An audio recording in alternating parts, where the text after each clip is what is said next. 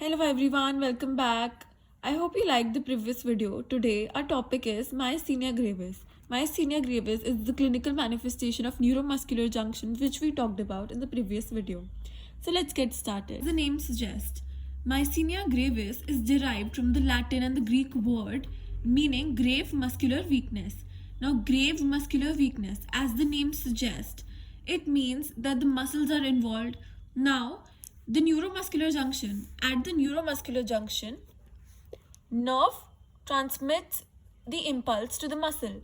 Now the nerve is unable to transfer the impulse to the muscle, leading to myasthenia gravis. So it leads to muscle weakness. Moving forward, we should know that this is an autoimmune disorder.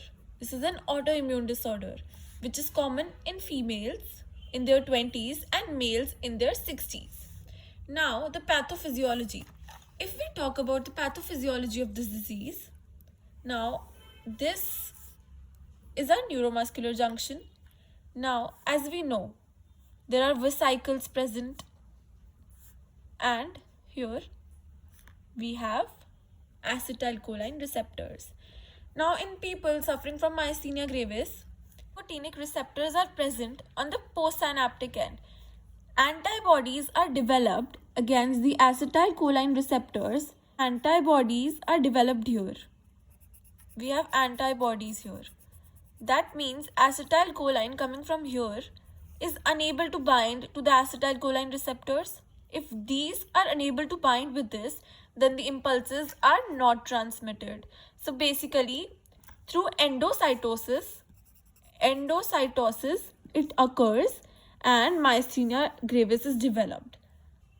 If we talk about the clinical features of myasthenia gravis, the muscles are affected. It is a muscular weakness, so the muscles are affected.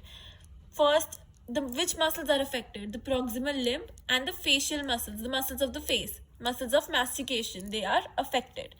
Next is respiratory system. Respiratory system में क्या होता है? As the disease increases, the severity increases, it leads to respiratory failure. Paralysis हो जाता है of the respiratory system, leading to respiratory failure and ultimately leads to death. In the eyes, double vision occurs. Drooping of the eyelids and double vision occurs. And the fourth feature that we will talk about is muscles aren't working. What will happen? Weakness, fatigue will set in. So these are the clinical features of myasthenia gravis. Now let's talk about the diagnosis. Now, what leads to myasthenia gravis? We have already discussed acetylcholine receptors.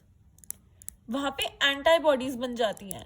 So, if we have to diagnose myasthenia gravis, we look for antibodies of acetylcholine receptors. For treatment, now acetylcholine receptor के against antibodies बन गई, तो हमें इनको तोड़ना है. For that, we need anticholine esterase. अब ये क्या करेंगे? These esterases, for example, neostigmin, will block the antibodies and acetylcholine receptors will be free for acetylcholine to bind with them.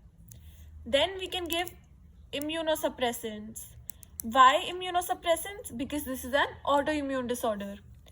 And then we can also go for surgical approaches like thymectomy, and we can go for plasmapheresis. Next disease which we are going to talk about is Lambert-Eaton syndrome. Now, in this syndrome, as we studied earlier in myasthenia gravis, antibodies were developed against the acetylcholine receptors present here.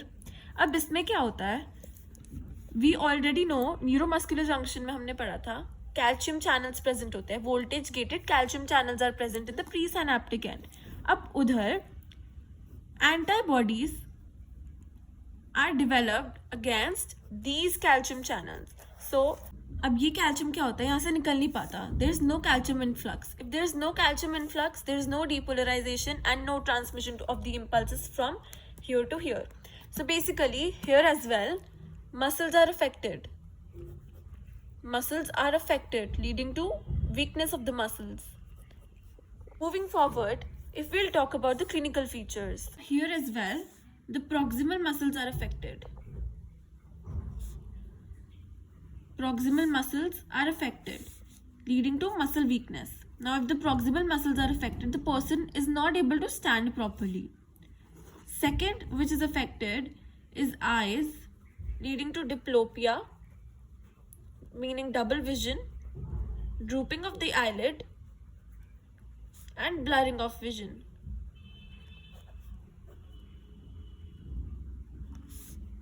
Next, we'll talk about the other feature, which is respiratory system. Now, in the respiratory system, leading to failure of respiratory system due to paralysis of the muscles. So, basically, these are the features. Point which you all have to remember is in myasthenia gravis, the symptoms are increased in the evening, and in Lambert-Eaton syndrome, they are relieved in the evening. Repeated stimulation relieves the symptoms of Lambert-Eaton syndrome. इसका मतलब ये होता है कि बार बार exercise करने से, stimulation देने से the symptoms are relieved here, and इधर stimulation ना देने से, which means rest करने से, the symptoms are relieved. Hope you all understood the topic, and if there's any feedback, let me know. Thank you for watching.